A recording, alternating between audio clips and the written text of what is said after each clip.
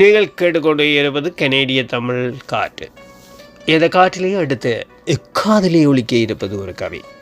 இந்த கவிதையை எழுதியவர் தமிழ்நாட்டிலிருந்து கவிதாயினி ஜெயந்தி அருண் அவர்கள்.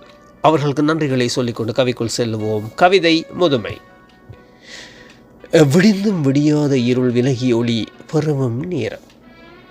பனிபடர்ந்த மலச்செடிகள், பசுமையான செடி கொடிகள், காலை நேர நடைப்பயிற்சி, ஓங்கி உயர்ந்த மரங்கள், நிறைய கிளைகள் பரப்பி பூத்து குலுங்கி நிழல் பரப்பி நிற்கிறது.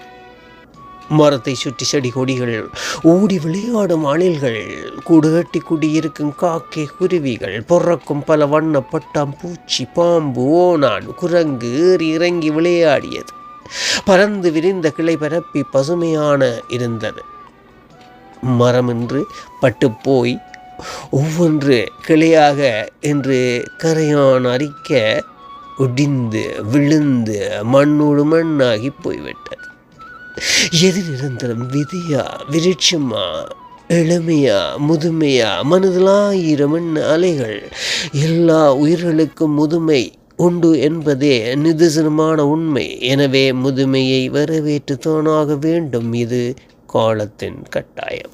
மீண்டும் அடுத்த கவியூடாக சந்திப்போம் என்று கூறிக்கொண்டு விடைபெறும் நான் RJ மோகன். நீங்கள் கேட்டுக்கொண்டு இருப்பது கனேடிய தமிழ் காற்று.